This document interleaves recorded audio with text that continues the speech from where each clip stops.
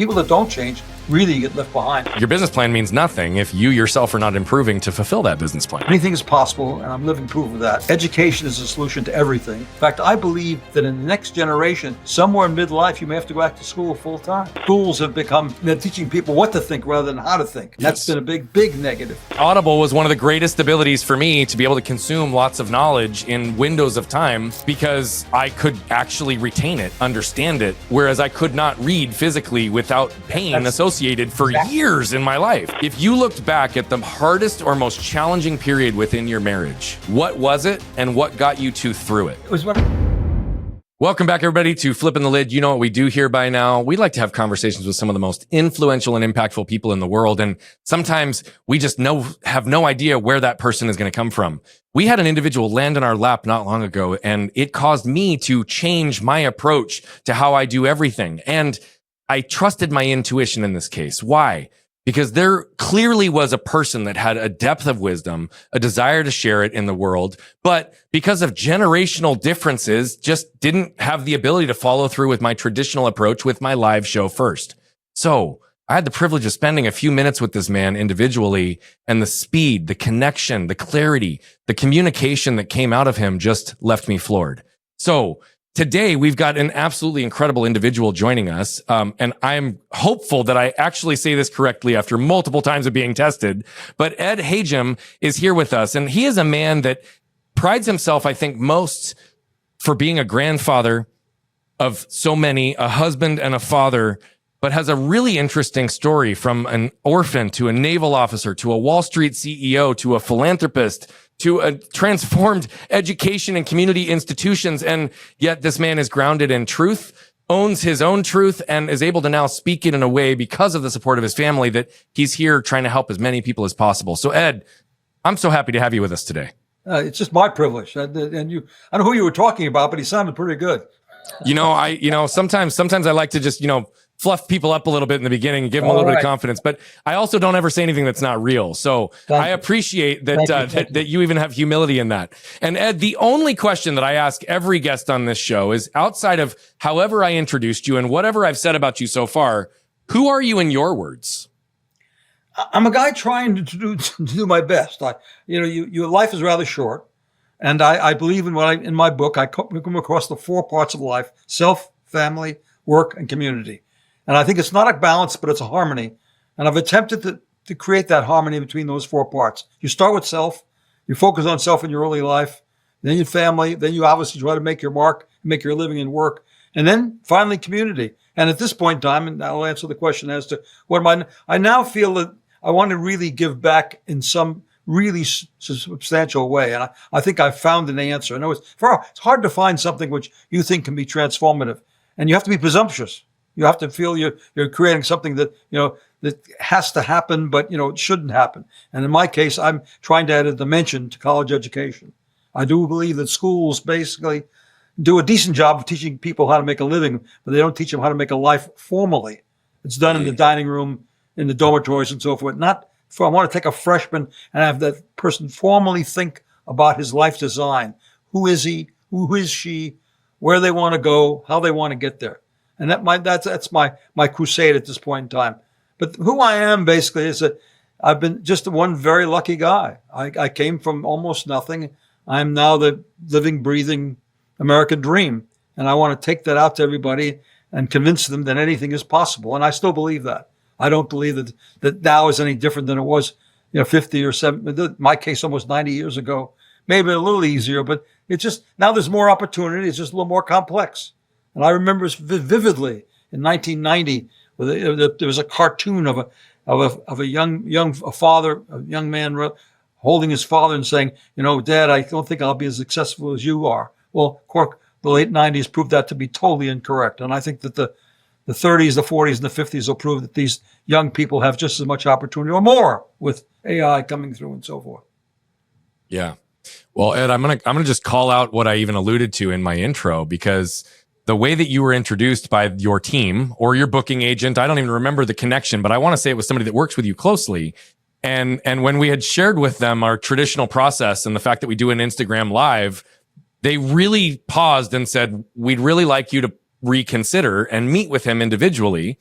And they outlined, and I don't remember how old they had said you were at the time, but I'm curious, how old are you, my friend? Well, I'm in my 90th decade. I was just 89 about 3 months ago. Bro, I love that. First of all, you are more than double my age, which also means you've got so much wisdom. And why I say this, I just turned 40. But what I loved about this is that there was such a grounding and an insistence in the value that you could add. And I am somebody that likes to meet people wherever they are, regardless of what they look like, how old they are. But yet we also know that sometimes with age can come different challenges with technology. And yet you showed up, and just like you did in that first answer, you just were on point and delivered. And it does make me remember and recognize so many of the brilliant minds that have just had such an impact in this world that I've had the privilege to learn from. And so I'm grateful that your team insisted that we break our protocol, because even in the way you opened that first answer, there is a ton that we can unpack today. And I'm really excited to jump in. Ed, you hit on those 4 areas within life. You said you're just trying to do the best you can. Right? But then you also really focused in where you're at right now. And I love the distinction for the focus in college between not just making a living, but actually building a life. Now, you, to your point, and we'll get into some of these components through the course of the conversation, had quite a rough start and a lot of things that put you into a trajectory that could have meant 0 success, 0 freedom, 0 life by design. And yet you have done many incredible things and are doing it now for others. Could you talk a little bit about, in more detail, the distinguishing factor between making a living and building a life?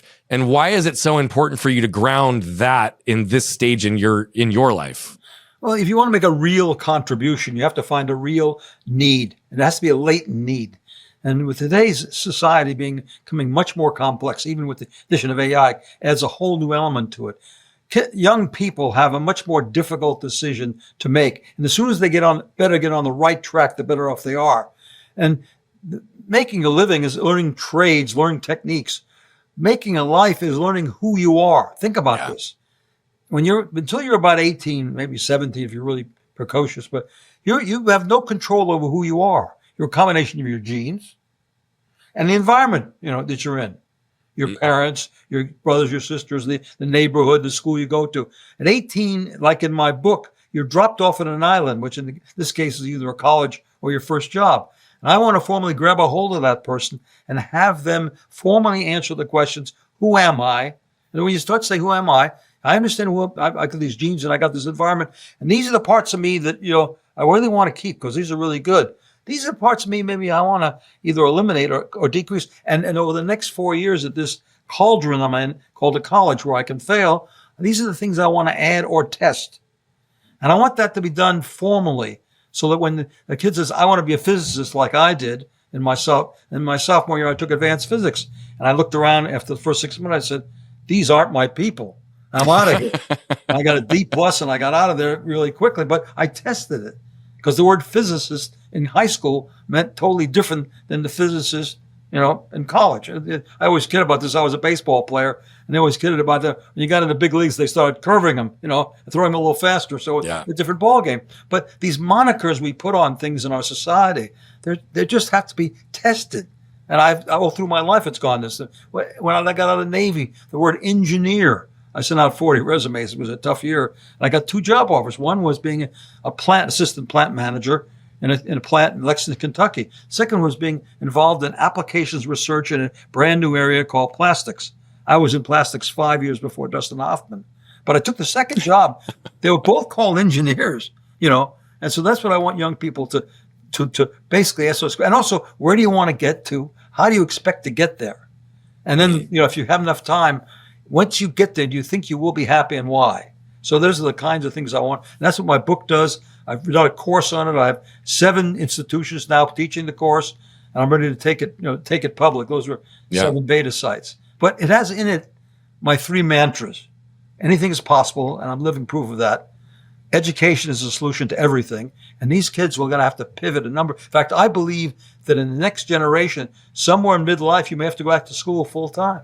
Education is the solution to everything. The third thing, which I think is very important, which helped me enormously, and you would love this, is never be a victim.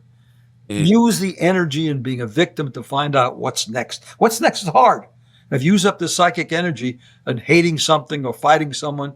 And by the way, I have proof in my life, and I can go through it if you like, of never being a victim. Always use that energy and finding what's next and pursuing it, because that's really what counts. Being a victim doesn't help at all. I mean, fighting out a situation where somebody's done you wrong or you've done wrong, go on.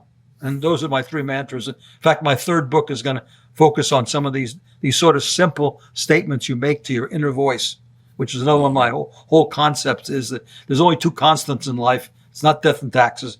Taxes sometimes you don't pay, and death only happens once. 2 constants are your inner voice, that's from the day you're born till the day you die, and change. Yep. So I want people to develop a vocabulary for that inner voice that allows them to handle the change. I'll stop. My daughter is very strong on the fact that she's a TED Talk professional. She said, you answer the questions too long. So I'm going to try to cut myself off occasionally. Well, you're also talking to somebody that has a belief system that there are trained speakers and there are effective communicators. And I have never attempted to be the first. And no bash on your daughter, but TEDx trains speakers to deliver within a window for a specific purpose. Right. Yeah. And that doesn't necessarily mean that they give the full nuance, context, depth, or detail that might be required to fully understand and comprehend the point. As somebody who's known as a long talker, but also an effective communicator, I actually value the way that you are navigating the answers to these questions. And so I'm going to say, in this situation, and out of all due respect for your daughter, this is an area that I'm like, dude, you be you, because that's even what you're suggesting is like. What's funny is I say it's not a TED Talk, it's an Ed Talk. Yes, but that's the point, is also what you're suggesting, because here's the reality. If we boil down what you're on a mission to do right now and the core of what I teach, I was just at a large AI conference last weekend, and my stance on AI is a contrarian in lots of cases. I talk about all the things that AI does for us, and I list it out. It aggregates information, helps us connect, gather information, blah, blah, blah. And then I say, but I'm not talking about artificial intelligence. I'm talking about awareness and intentionality. Because at the end of the day, your voice is your greatest asset. And in today's world, more than ever, clarity in our voice and the ability to communicate and connect with our voice is everything. And change is the one variable. Meaning that I believe we can all choose the change we want, or we can choose to change when we don't want change. But the point is, power is in the choice. Right? Because it is the guarantee. Choose the change that you want to go on, because there's a whole bunch of changes going on. Pick out one you want to be involved in. Yeah. Bingo. That's exactly my point, because otherwise change will change you. Yeah, exactly. And all of what you've suggested brings this in. And I know we resonate on this idea of not being a victim as well. And so I actually truly appreciate all of where you navigated that answer too, because our educational systems do not teach us to think. They do not teach us to feel. They do not teach us to gather and find information, to create levels of discernment, to ask quality questions. They teach us rote memorization for the purpose of passing tests and becoming employees.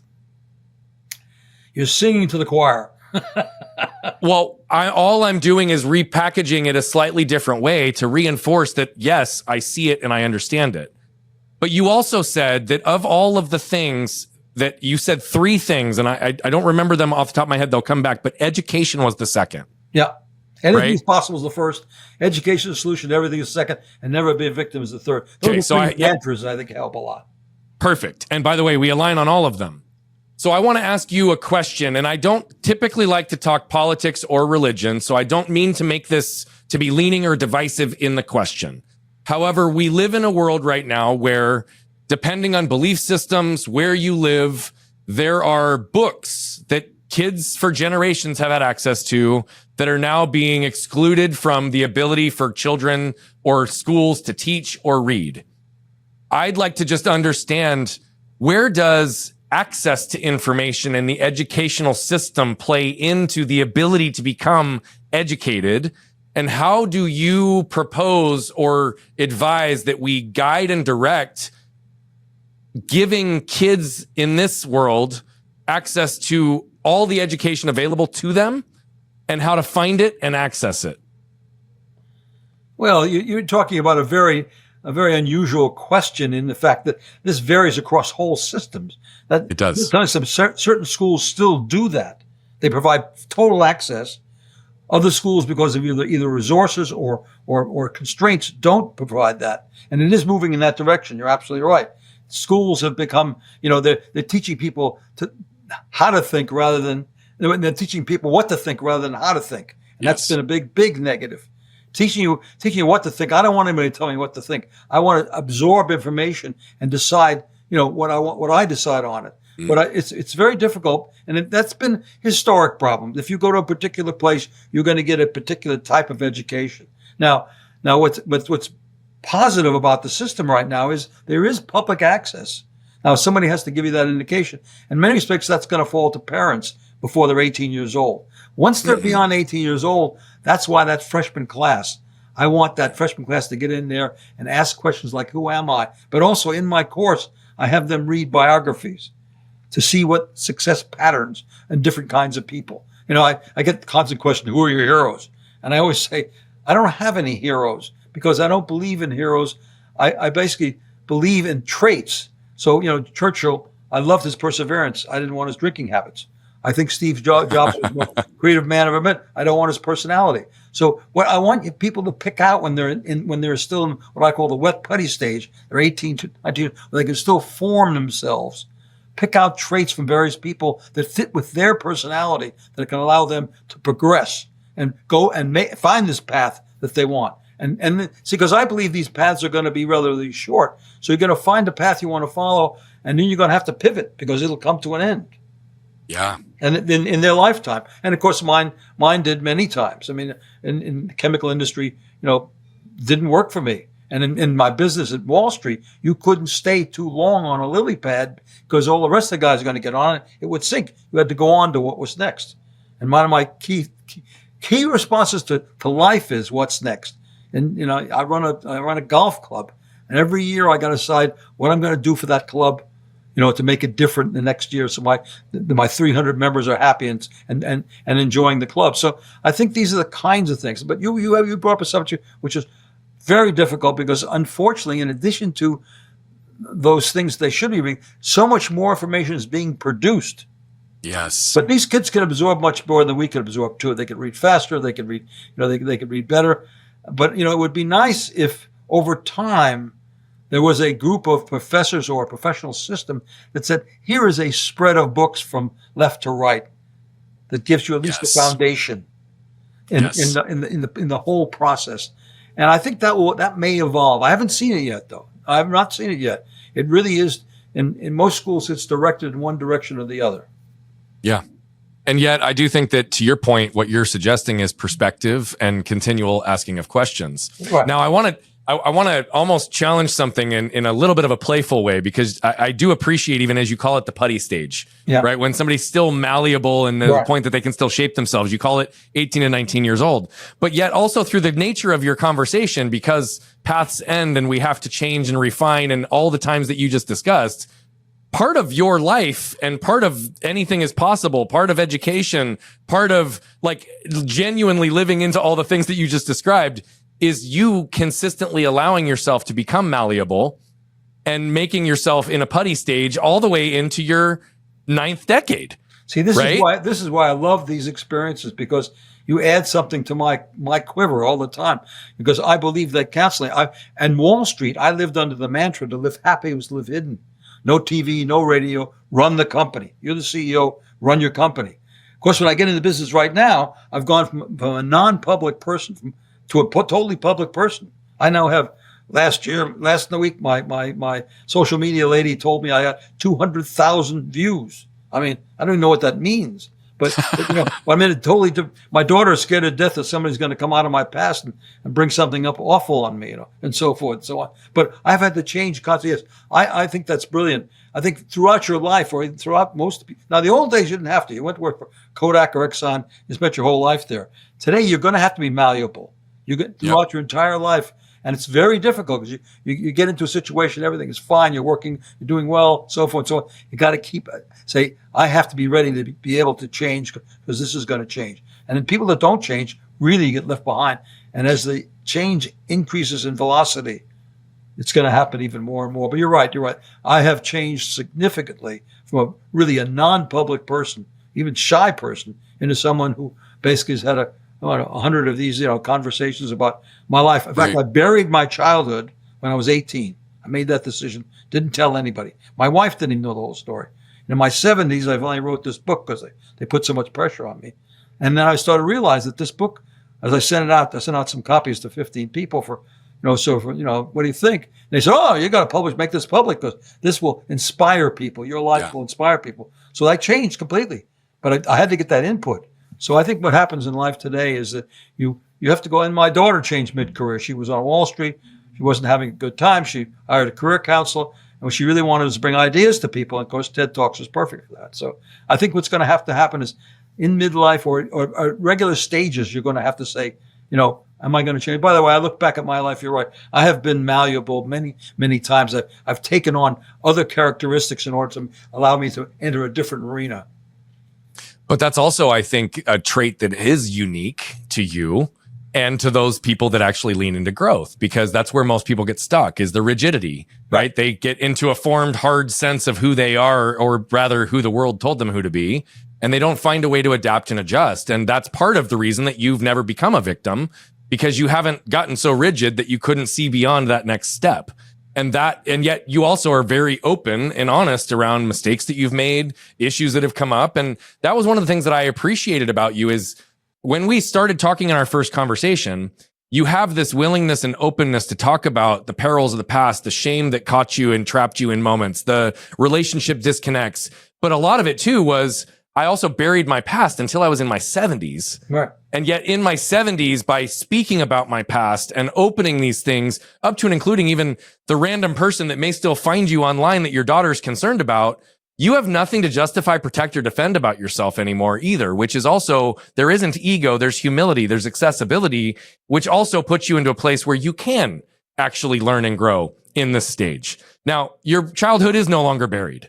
And so I want to start there for a second, because you're in your 9th decade, right? And you started your first decade as an orphan and trying to find your way, your identity, your family, your home, and your grounding. And so I'd like you to take us back, obviously, because it was a long time ago and perspective is different. Childhood then is different than childhood now. I have a 10 and 11-year-old. Their life is very different than what yours looked like. It's very different than what mine looked like as a 40-year-old today. So what did being an orphan do to shape your identity, your sense of self, and your ability to not become a victim early on? Well, this is one of the things that I give talks to people like my young people that are in the same predicament. I just gave a talk to the foster angels of Central Texas last week. I tell these kids, and it's very funny, I said, you're lucky. And they get these question marks pop up all over the audience. You're lucky because you've gone through things which have given you capabilities that your peers don't have. Disadvantages become advantages, or adversity is a gift to some extent. If you get through certain kinds of things, for example, I was in 5 foster homes during the Second World War. And then at 10 years old, I flew across country by myself in a DC-10, United Airlines, 5-stopper. Then I lived in the YMCA. And then I lived in a hotel room in Coney Island, then a couple orphanages. Well, did I become adaptable? You bet your thing. If you go to 5 different Catholic schools and you're in 5 Catholic schoolyards, you learn pretty quickly how to be adaptable. And that transferred in later business when something had to be done was difficult. I was the guy who raised my hand, at E.F. Hutton when I was there. Who wants to go to Japan? Nobody wanted to go to Japan. It's a terrible place. The business, there's no business there. I went over to Japan, opened up the business, and we had pretty good business for a while with the Japanese. I did the same thing at Lehman Brothers. There was a division which was really in really bad shape. Nobody wanted it. I took it. They actually pushed me into it, but I took it anyway and did a good job. So these negative experiences that you have as a child, and that's one of the problems with this generation. Since about 1983 or so, it's been straight up except for 9/11. And if you were in St. Louis rather than New York, that didn't affect it that much either. So it's been straight up, and it makes it very uncomfortable because people haven't gone through real difficult. I was born in the Depression, went through the Second World War. The 50s were, after war was not terrific. The 70s were a very difficult period. So I have been 40 years before, I could see the light of day. But I had all this battle-tested experience as a child and as an executive. So I think that's one of the things right now. And in Greenwich, Connecticut, when we grew up, the kids they come. You can't send the kids to orphanage. What should we do with them? I said, make them uncomfortable. There's a thing called Outward Bound. Knowles, National Leadership, Outdoor Leadership School. Get them a job in in a mental hospital or in a foreign country someplace where they don't speak the language. And then once you overcome something, you end up with this little person on your shoulder that says, yeah, you can do it.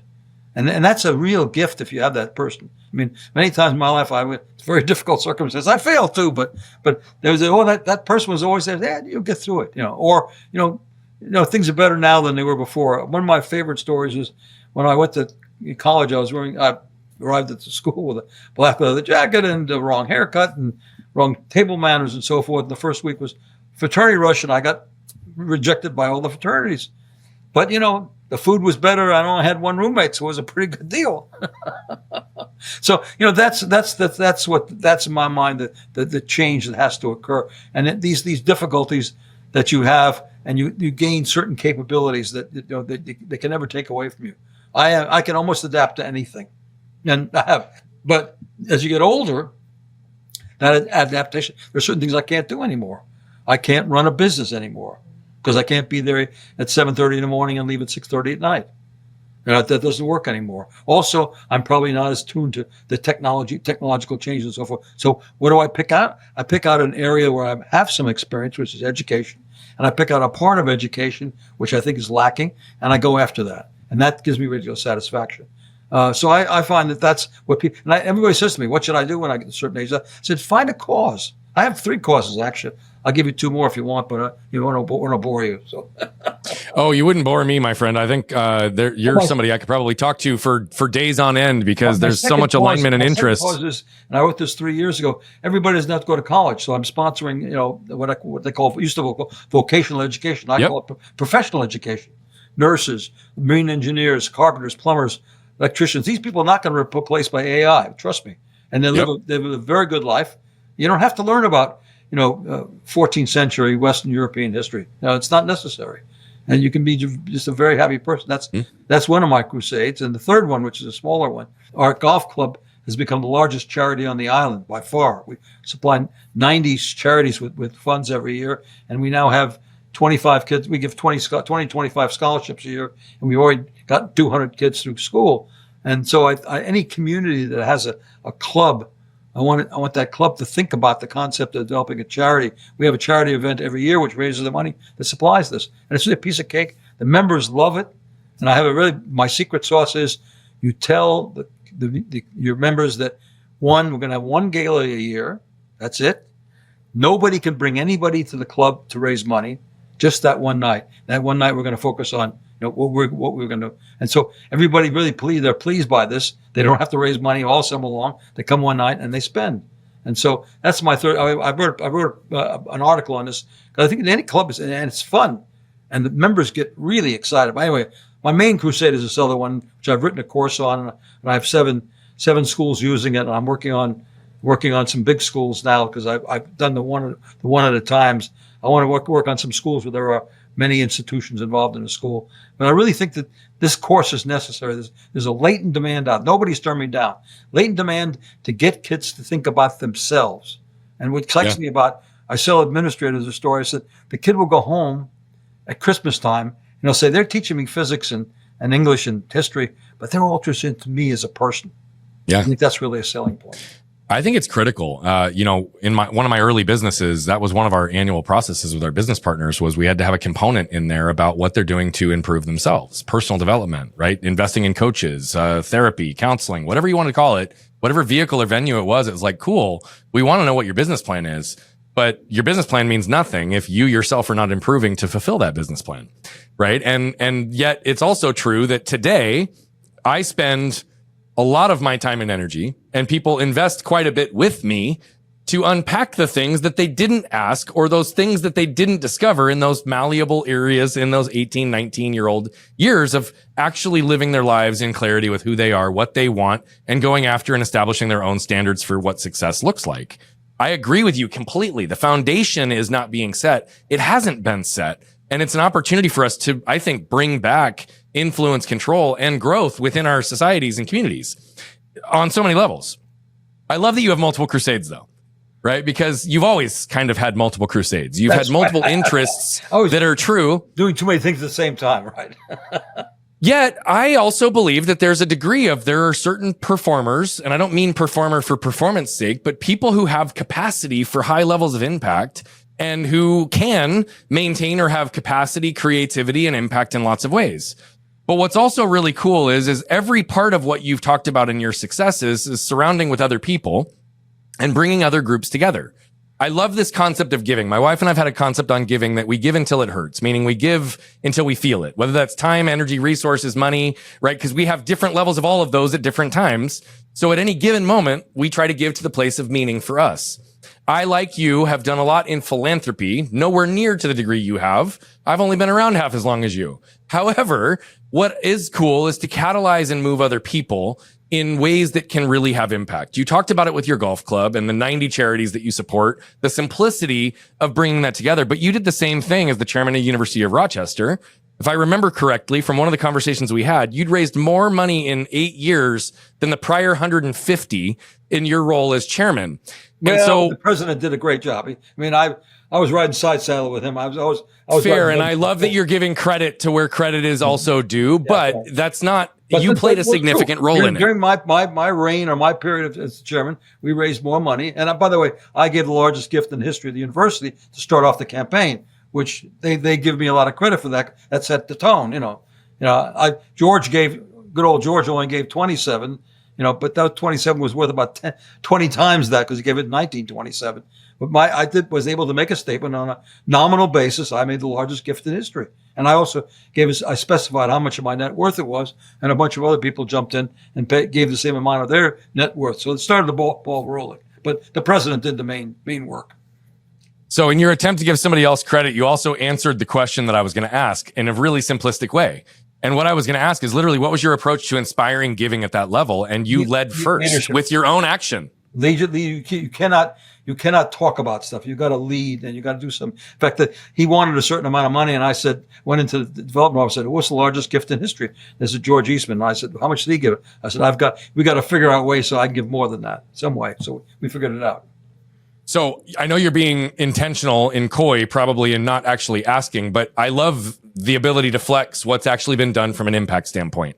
I don't flex how much money people make. I don't flex a lot of those things. Those are not areas I do care because it matters, but giving is an area that I really do like to highlight. You gave the largest gift in history, and it was a percentage of your net worth at the time.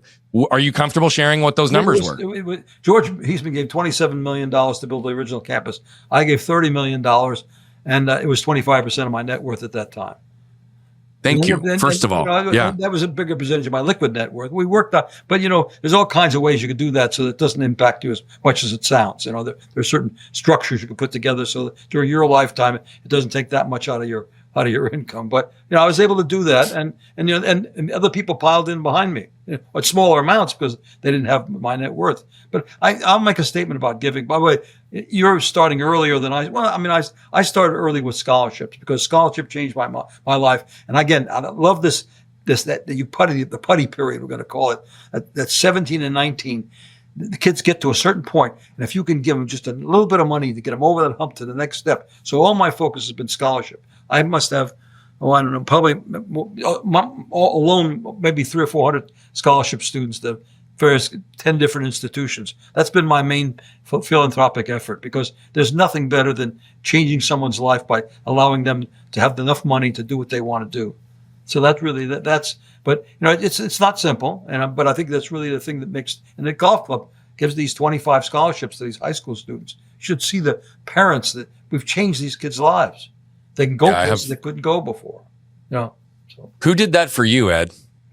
The U.S. government. I got an NROTC scholarship when I was a senior in high school. I was convinced I would get what they call a New York State scholarship. Only 4 or 5 scholarships in those days. I was a kid from an orphanage. I'd worked for 2 years as a bag boy and a pin setter and everything. I'd save the whole of $200, and I needed money to go to college, and so I applied for the 3-4 scholarships, and I didn't get any of them. But I applied NROTC scholarships only given to 1,200 kids in the country, and so I took it. And even though I didn't qualify on a weight basis, I was too skinny. I took it anyway, and I finally I got it. But there were 1,200. My number was 1,205. But the bottom of the letter, it said, first of all, you didn't make it. Then the bottom letter said, because your number was close there'll be enough rejects that you will get it. So I went and took the physical, and to this day, I've like to find the guy. I went in there. I ate about 3 pounds of bananas that morning. I weighed 122 pounds, and I had to weigh 125. And he weighed me, and I weighed like 123 and a half. And he said, 123 and a half, you fail. I said, I can't fail. I need the money. He said, okay, 125, get out of here. So a lot of luck along the way, but I got that scholarship, and it changed my life. Got paid for 4 years, books and tuition, $50 a month. I still had to work all through college, but that really changed my life. That was my ticket. I could see that with that scholarship, I could see that I could make it. That was it. Because private college was my ticket out of my predicament. And, so that changed my life. And now I've been able to change a number of other lives. And I want to make a statement about philanthropy. I have never found anyone who I've really coerced into giving money that within a short period thereafter ever complained about it. And many of them have thanked me for forcing them to do certain things they didn't want to do. So, I can convince well, my wife's been in development. I'm a development nut. I think giving it just takes care of everything. I have one of my scholarship students, to give you an example. She weighs about 100 pounds. She's 5 foot high. She was an optical engineering major. She's now got her PhD and she's teaching. She's also a concert pianist and concert violinist. She stood up in a crowd and said, wasn't for Mr. Hajim, I wouldn't be here. That paid for everything I've ever done in my life. Of course. One real change that did something for, and a young lady that just so charming. She's now married, has a family. I see her occasionally and so forth. That's a big deal. Well, it's not only a big deal, it's true. I have been fortunate because of my injury and accident that I shared with you briefly when we had connected with my arm to be in some form of philanthropy since I was 7, meaning I was either telling my story to help raise money for other people, or I was starting to connect the dots on how to raise money to be able to deploy it. And there have been multiple things that I've just been so grateful to be involved in that are impact based. I mean, there was an organization, a local community one, that we were able to, in the first, in 1 year, after 30 years of this organization being in history, they'd never collected a 7-figure gift ever in the history. And they collected 8 in 1 year. Wow. That catalyzed a $25 million capital campaign that had all this ripple effect of other impact. And yet again, it's still minuscule comparatively to some of the impact you've had and others have. But every time on the other side of giving, I do believe that it's an energetic source. When we give, we also open ourselves to receive, and it is insane what we get that's not just monetary. You always get back more than you give. I agree, and typically it's not even a direct line. It's often a dotted line, right? And yet it's direct to giving. You just get back more than you have. You can't give. Whatever you give, you get back more. I've always said that's the return. You're wonderful. If you started early, most people, and including myself, have to start later because we do other things at that point in time. We're focused on family and work, and don't have the time for philanthropy as we should have. And somewhere along we wake up later on in life, so you got to do this. You got to pivot toward that. And I did a couple times. Well, thank you for saying that. I also think it's interesting, again, not to make this into anything divisive, but we're living in a world right now where hustle and accumulation and seemingly hoarding of resources and money and impact, it's like the new pinnacle for so many entrepreneurs is to become a billionaire. Yeah, right. And I don't want to vilify money at all. I want everybody to make and keep as much as they possibly can, but I want them to do something with it as well, to give, to have some level of philanthropy. And there's this, I see trend that's going away from giving in some circles and more about the self. What are you seeing happen in the trajectory of your lifetime in this wealth accumulation and philanthropic kind of two sides of the same coin? And what do you think are our greatest opportunities to lean into people who have the ability to earn, to also understand the importance of giving? Well, in my book, I have a very famous concept, which I stole from a professor at the Harvard Business School, called just enough. I think then I came across that in my mid-40s. I started to realize I had just enough. I mean, I didn't have too much money, but I had just enough money to do what I wanted to do. And therefore, other things became more important. Now, I must say in my lifetime, because the circles I move in, there are just some people that just don't give. And they're missing out completely, because I think if you don't have that 4 parts of life, and the fourth one is community, giving back, you're missing something. And to convince people of that, some people you can't convince, but because I'm in the soliciting business, you can't convince them. But a lot of people you just can't do it. They're not interested, and they want to accumulate, as you said. I want to be a billionaire. I mean, I don't have that much money, and I have more money than I could ever spend. And your philanthropy is, you got to find some good things that make you feel you're doing the right job. It's hard to find good philanthropists. You find people with lots of money, they have trouble giving it away. But it's a real problem. If you can convince them that their life will not be fulfilled unless they do something like that. But they are pretty much involved in, as you say, themselves and their work. Now, some people can get that much satisfaction out of their work. I could never get, I love my work, but I could never, I could also see the overemphasis. In other words, this concept of harmony between those four realms of life was something I lived with, and I want people to, it's not balance, it's harmony. By definition, you're always out of balance. Like I'm out of balance now.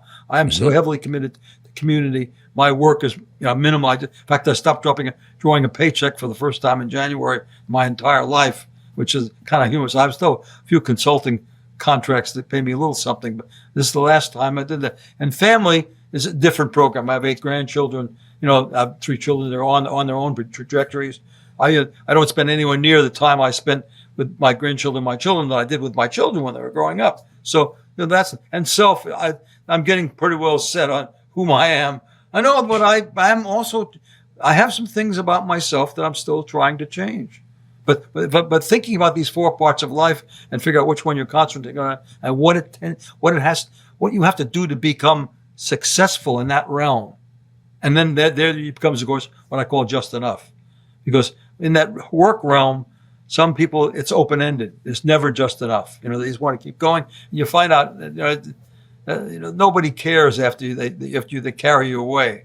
And yet you can leave so much behind. And I have to use this expression. It's a cliche, but, you're not going to live forever. Do things that might. Yeah. Well, I think the concept of just enough is real. It's also interesting. Again, I don't mean to vilify anything. I want people to do all of what they're capable of, but I've even done projections and looked at it. And you spent 50 years on Wall Street, so you can even look at the tables and understand it. But there's a certain amount of money that making any more doesn't provide any more quality of life, doesn't provide any more security for the next generations. It doesn't provide it just gets to a place where you could have all the lavish lifestyle you could want, and it could last multiple generations. And there still is no need for more, right? And so it is an interesting dynamic that I love that you're able to even sit there and say this. What I also appreciate is you're still malleable. You're still in that putty phase. And you even just said it. I'm still today, even though I'm pretty secure in who I am, I'm working on things that I would like to change or improve about myself. Right. Bringing us into the real time moment after a lifetime of wisdom. What are you working on for yourself today? I still want, I was an angry young man, and this still comes out occasionally. I'm really working on that. It's important to take things, no matter what happens, it's Zen. It's not what happens, but how you react to it. I'm now down to, I'm very good. I'll go sometimes as much as 3 or 4 or 5 months without getting unhappy.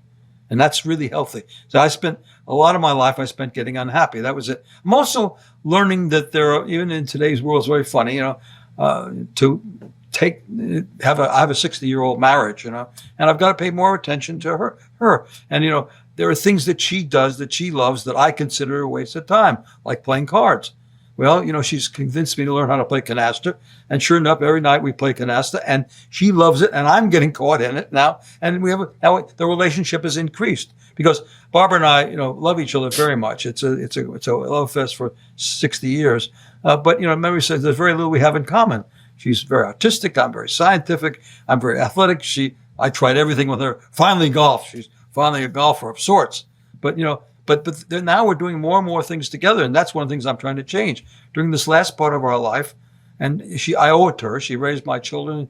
She did everything that I didn't want to do. When we were first married, I gave her my check, and she paid all the bills. But as time progressed, those bills turned into 4 houses in 4 different locations. In fact, 5 at one point in time. I kept her doing that. I never picked that up. And she did that, and she does it without complaining. And she's done some wonderful thing for the homes we lived in. And it's her time, that I should spend much more time and do some of the things that she wants to do that I may not thought in the past were important. Now I'm finding out that some of the things that she does are fun and interesting. And it, of course, gives me a whole new avenue of people. Now I'm learning she has a lot of card playing friends. She has a lot of golf playing friends. And I'm learning a whole bunch of new people that have been healthy for me. So, no, I think you have to have new things. In fact, that's why I say to people, at least once a year, take that walk on the beach. Spend those 3 or 4 days. We used to do it in a car. Go through the things you might want to accomplish next year. You just, even though you only last a few months and you get back in the old routine, maybe you get a little something done. Oh, I also am a physical nut. I have to do, and I just had a new shoulder put in, so I'm into a whole routine of gaining more strength. But I find finding new ways to do things. Let me just tell you, I did very little fiction all through my early life. I didn't believe in fiction. I found this thing called Audible, where you could listen to books. And also my wife taught me to read a couple of books, like the things like from Clavel I'm reading. I read all of Dan Silva's books, and so forth. All of a sudden, I started realizing there's a whole life out there, and fiction has a real place. So I read listened to 150 titles in the last 3 years. That's a whole new change for me.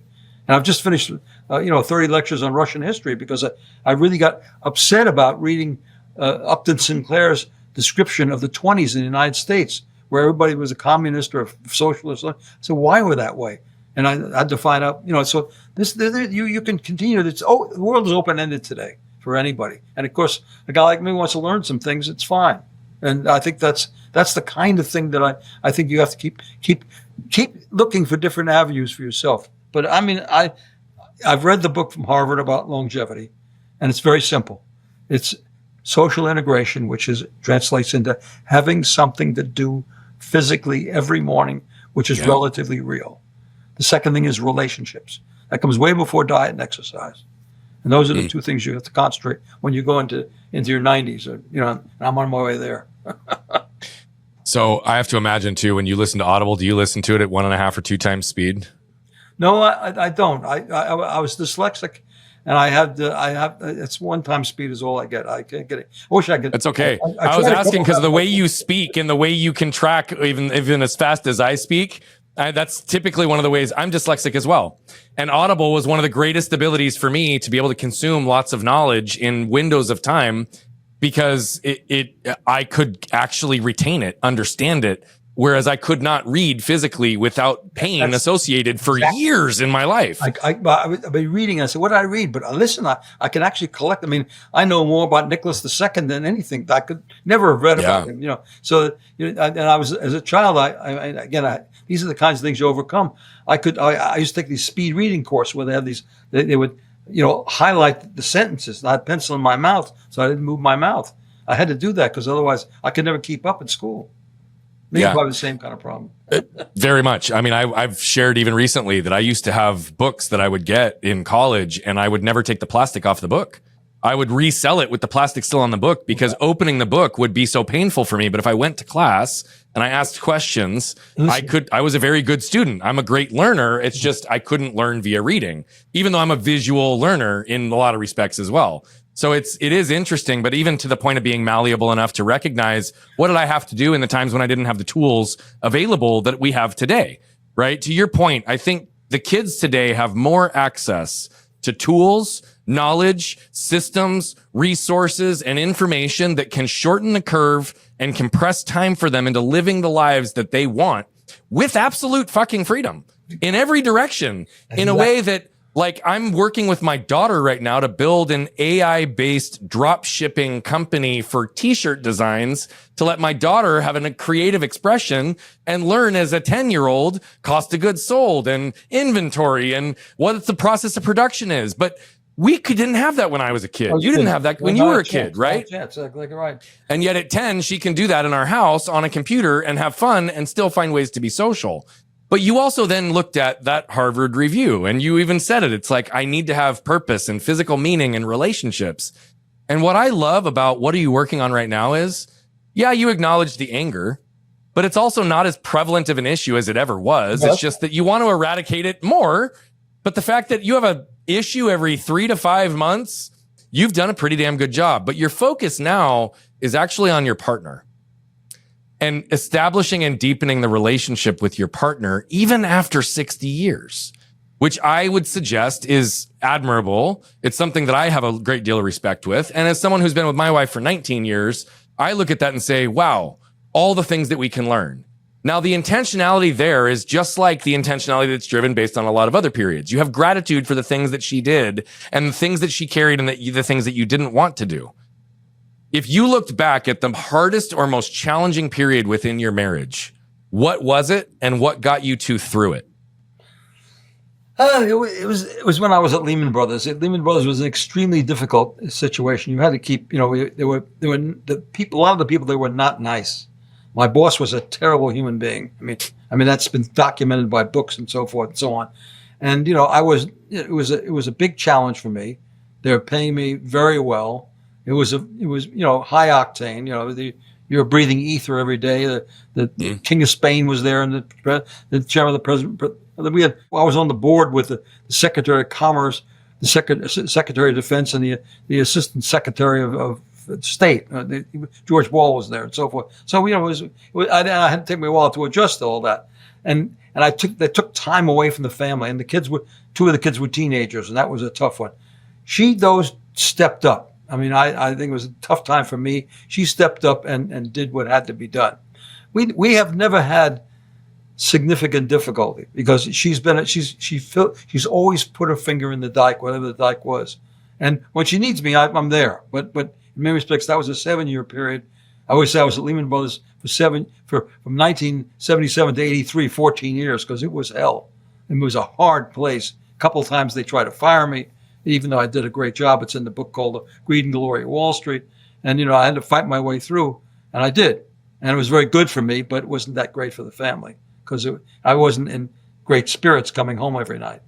So, and she put up with it, and she put up with it, gloriously. But I have always believed it would solve my family problem, vacations.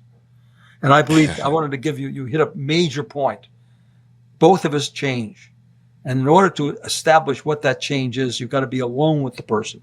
So every year, we never missed a year without spending at least 5 to 7 days alone, either in a car or in a foreign country or something else, talking about everything that was, and my family even, every other Christmas, we go down on a boat.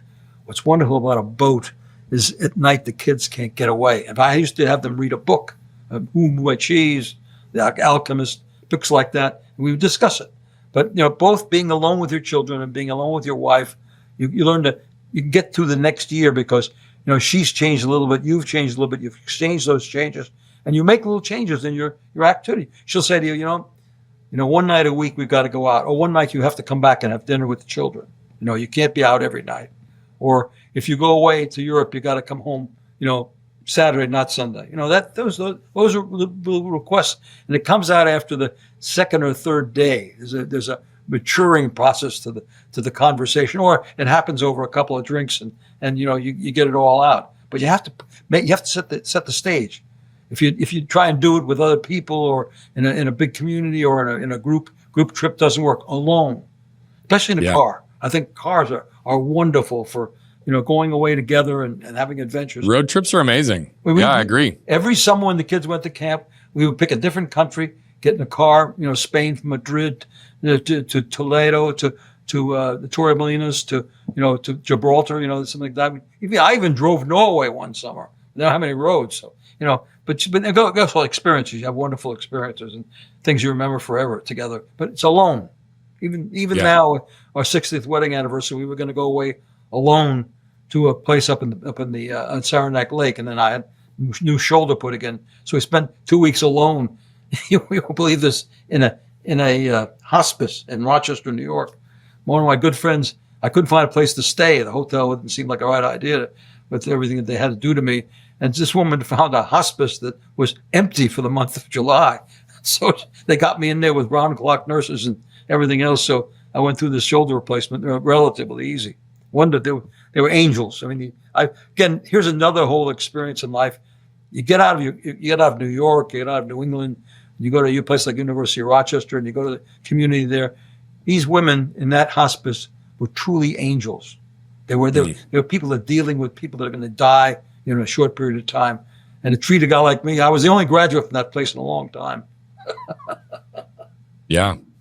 But they were And so nice to me. It was unbelievable. So, but it was a lucky break. But I've been very lucky all my life.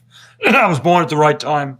And this period of history in America has been like nothing else. That's another thing that worries me, because there's no period in history that compare with 1983 until today. Nothing. There's nothing. Maybe the age of Pericles in Greece, but I can't find any period in history which even compares. Think about 1983. The stock market was somewhere around 800 Dow Jones. It's now 45,000.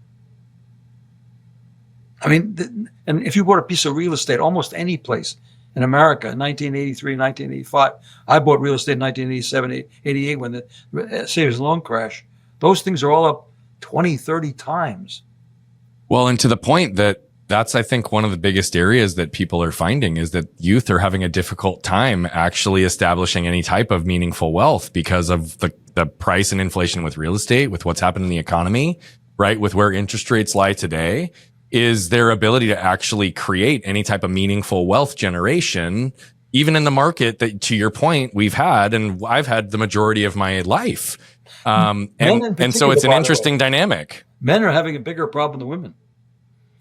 They're also 1970, the 3% of the women did 3% of women did better than men. Today, 25% of women do better than men at college. So it's really this book by Reeves, the Men and Boys, is really very important. There's also a staggering shift right now in the number of men up until even in their early 30s who've never even had a girlfriend. That's the loneliness and the isolation that's existing. To your point, what you're hitting on is just one data point of a massive challenge that's facing, I would say, masculinity in ways. And I don't mean from an unhealthy or toxic standpoint, but just a mere nature of where our society has gone and what these tools, resources, and technology have done to disconnect us. We could spend the whole day on the concept of the transformation of the U.S. female or the international female. You went from, women, when my wife went to school, could have 4 jobs. She could be a teacher, she could be a nurse, she could be a secretary. And if you're tall enough, you could be a stewardess. As Mary Teresa said, she did what she did because she wasn't tall enough to be a stewardess. That was, but my wife was a teacher, and the brightest ladies were teachers, and now the brightest ladies are CEOs. And so, and that whole transition with the lawyers and doctors. I mean, my lawyer, my doctor, my accountant are all women. They're all they're all bright as hell, and they're all good. And my doctor, I just couldn't do without it. She's just a wonderful person, finished the top of class at Harvard, and things like that. But she's just so pleasant as well. She's knowledgeable, she's sensitive, and so on. So that transition where this masculine, you were a hunter-gatherer, and she was back there, cooking and cleaning, that's gone. And that transition could take a generation to absorb it and change. Yeah. As you say. Well, and again, I don't mean to make this political or divisive, but there's even segments of society that are trying to reverse that, right? And yet I'm one that has and stands proudly next to a strong woman who's always been like that, and a father of a daughter that I want to see have as much opportunity as possible. And I'm like, I want to double down on this, to your point, this lifetime of evolution that's given opportunity to some of the smartest, strongest, most capable humans I've ever met that happen to be in a female package. That's exactly right. And I'm not against that. It's just the transition, Bingo. So as we come towards the tail end of our interview, because I could talk to you honestly for days, Ed, I feel so much congruence, and I love the wisdom that I'm able to extract just in such concise ways. But you did spend 50 years on Wall Street, right? Over 50 years on Wall Street. So 2 questions connected to that. What was the most important, impactful, or pivotal decision that you made in those 50 years while on Wall Street? And what is the most profound lesson that you extracted from 50 years on Wall Street? Oh boy, the biggest decision actually came. It was not a success. It was a failure. I spun myself off from my original company, Capital Research, into my own division. I own 30%. They own 70%, and I ran a mutual fund very early on. A very famous mutual fund called the Growth Fund of America. And for 3 years, I did very well. And I caught a disease called hubris. I thought I could do everything. They were doing my marketing, and I was running the fund, picking the stocks and managing the people. And they decided to stop doing the marketing. So I decided I would do the marketing too, being the smartest man in the world at age 33. And next year, the market changed and I failed. So I learned, the biggest lesson I learned then was you can't do everything. Find partners. I found in my book, I go through this. I've only been as good as the people who I surrounded myself with. Find partners who can do things you can't do. Find partners who can do things better than you can do them. Find partners who do things you really like, you do really well, but you don't want to do. And that's what that experience, basically taught me that was the most important lesson I learned. Most important decision I made, was a couple lucky decisions. At Furman Cells at October the 1st, 1987, 3 weeks before the crash, I sold the company to Xerox. A lot of people said, why'd you sell to Xerox? You're going to be swallowed up and so forth. Of course, 3 weeks later, I looked like the smartest man in America. And then 5 years later, another great decision, Xerox didn't want us. I bought it back. That was another great decision. So those two decisions. And then finally, 5 years later, the world came back again. They wanted a good group in Holland came along. The AIG group decided they wanted to buy me again. They said, Ed, you lose your independence. If you sell out again, they were willing to pay a price that basically I couldn't have achieved if I would spend the next 6 years. I calculated if I grew at 20% a year for 6 years, I couldn't have gotten the money from my partners because I had 200 partners that I could have gotten by selling out at that point in time. Plus the fact, all through my life, I've had this stomach feeling at the right time, maybe a little bit too early, because my father lost all the money in 29. I get the stomach feeling that this is the time when you sell rather than buy. So I sold the company again in 1997. So I sold it in 87, bought it back in 92, sold it again in 87. And that brought closure to my business career. So those three decisions, which were one decision, which was to know when to buy and know when to sell and know when to buy again. And in many respects, that's what Wall Street is. People use the cliche, which is stupid, but timing is everything. And I had near perfect timing, and it took care of everybody who ever followed me in the business. All the people, and I was not greedy. It's a long story. It's in my book, but I was offered 17 or 18% when we bought the company back. I ended up with 9% because I gave away half of what was all allocated to me by my partners. And that made everybody feel good. But it also made my life easy because I didn't have to come to work because I had 200 partners and they did all the work while I ran the company for 5 years. But buying and selling and buying again and selling again really were the best decisions I ever made because it was nice and clean. It was in cash. And I went on about my life. And everybody else did too. Well, what's also cool is that your most pivotal decisions and your most pivotal lesson actually support everything that you've discussed today, because it's also about recognizing that you can't do it alone, but you also can't keep it all alone. It's better to share it and share the wealth all the way around, because that's where the connection comes from. As we come towards the tail end of our interview, I've got two more questions for you that just popped up that I want to ask.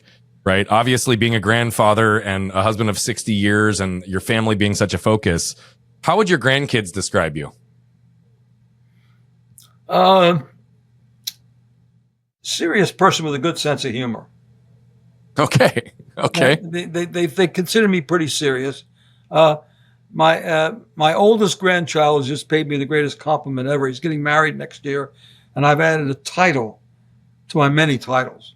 I'm now going to marry him. I'm now a justice of the peace. Oh, super cool. So he must think a lot of me. I have another grandson trying to go to law school. I talk to all of them. By the way, I have a pitch on grandchildren is that you really can't take credit or blame for your grandchildren because they grew up with totally different genes and totally different environment.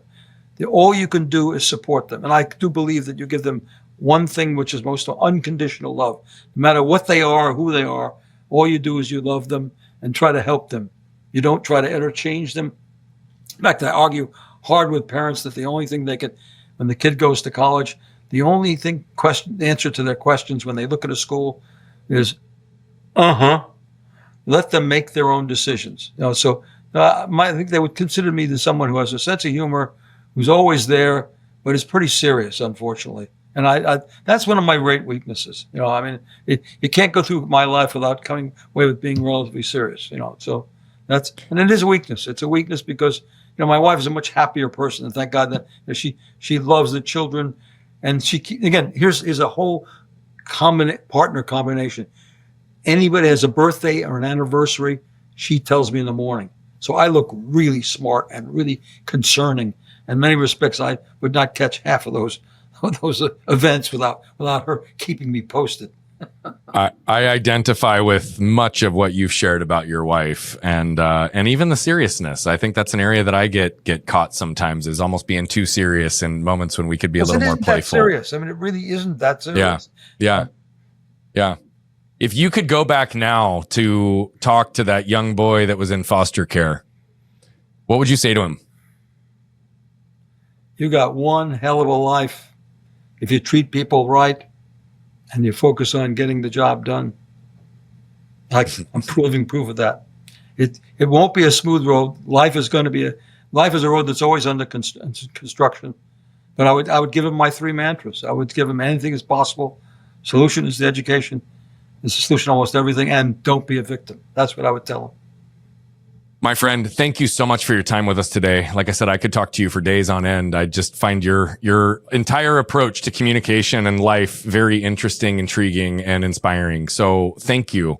We're going to have all of your links to the places that people can find other shows that you've been on, the books that you've written in the show notes.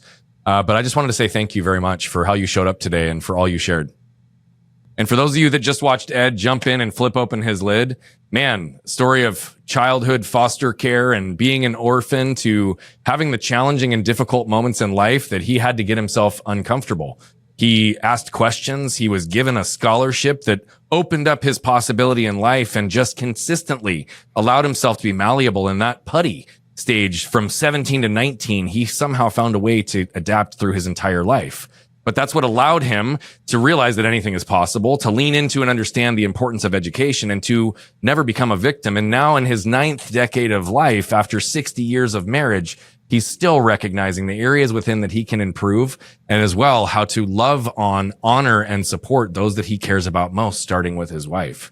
But to leave a legacy of impact, it means to bring others along with you, to recognize that it's not just about you and you can't do it all, but to surround yourself with those that can support you, challenge you, push you, carry you in the areas that you need. But that also then becomes your responsibility to share the wealth, not only with wisdom and wealth, but with just how you show up and love and care for others.